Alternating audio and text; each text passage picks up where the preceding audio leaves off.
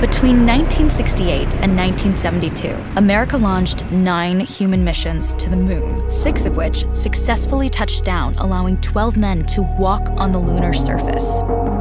NASA's next chapter of lunar exploration, called Artemis, has the task of not just going to the moon to create a long-term human presence on and around it, but also to prepare for ever more complex human missions to Mars. In short, everything we must be able to do here, we must first do here. So, what will an Artemis mission look like? Everything is designed and tested with our most important element in mind: the astronauts. This is their deep space, human-rated spacecraft called Orion, built in 3 parts. The crew module, where up to 4 astronauts will live and work throughout the flight. The service module, with life support systems for the crew and its own engine and fuel reserves. And a launch abort system, with engines capable of pulling the crew module to safety during launch should anything go wrong.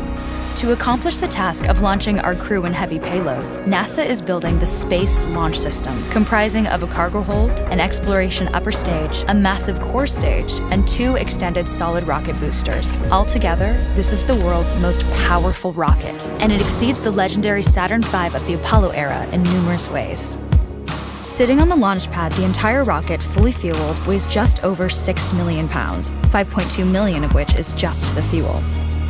Once ignited, there is no stopping what comes next. All 4 RS-25 engines and the 2 solid rocket boosters come to life, thundering our crew upwards. 2 minutes after ignition, the solid rocket boosters are spent and released. 8 minutes after launch, the core stage is depleted and separated. The upper stage fires briefly, placing Orion into a parking orbit around the Earth. Here, the crew reconfigure the spacecraft and check systems to confirm everything is ready for deep space travel. With a go from mission control, the crew reignite the exploration upper stage engines to leave Earth entirely. The exact timing of this maneuver is critical to reach a speed that can escape Earth's gravitational pull, but also put Orion on a course that will intersect the moon days later. Once this burn is complete, the upper stage of the SLS is jettisoned and the crew aboard Orion coast for several days toward all that awaits them at the moon. Approaching the moon, we see the fundamental differences between Artemis and Apollo.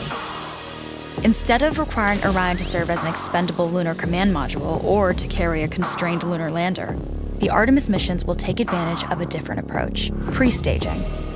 Everything needed for lunar missions will be positioned in advance by commercial and international partners. This includes rovers, science experiments, and human-rated systems on the surface. But it also includes a dedicated lunar station in orbit around the moon called Gateway. Here at this station, we can pre-stage a robust lunar lander and establish a strong communications relay. Designed with open standards, the Gateway can be expanded as new missions and partnerships develop, allowing multiple human missions on the moon at the same time and enabling ongoing science to be conducted even between human missions. The Gateway is also capable of adjusting its orbit to allow access to every part of the moon, something the Apollo missions could not do. But the real key in this approach is placing Gateway in a unique halo orbit to perfect the maneuvers needed for Mars missions. And with the growing list of commercial and international opportunities, Gateway is the ideal hub between Earth and all that lies beyond.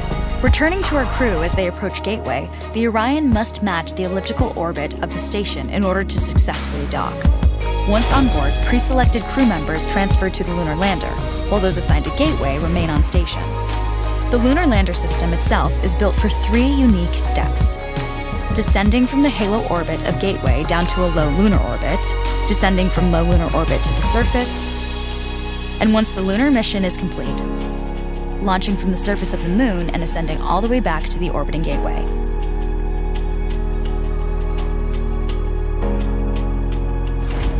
Once back aboard the Orion spacecraft and undocked from Gateway, the crew fire their engine once to break out of the halo orbit and once again to sling the spacecraft around the moon, placing it on a multi-day trajectory back towards Earth.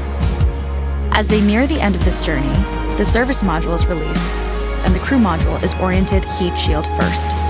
Entering Earth's atmosphere at 25,000 miles per hour, the friction of air slows Orion considerably, while also subjecting it to temperatures of 5,000 degrees. With the Orion now at just 300 miles per hour, a series of parachutes uniquely tested and produced for this moment deploy, decelerating the craft to just 20 miles per hour for splashdown.